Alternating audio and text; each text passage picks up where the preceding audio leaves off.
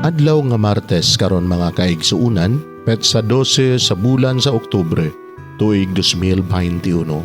Ang pagbasa kinutlo, gikan sa Ebanghelyo, sumala ni San Lucas, Kapitulo 11, versikulo 37, ngadto sa 41. Sa nahuman na si Jesus ug sulti, may usa ka pariseo nga midapit kaniya sa pagpangaon, busa miadto siya og nakigsalo kaniya. Natingala ang pariseo sa pagkamatikod niya nga wala manghunaw si Jesus sa wala pa mukaon.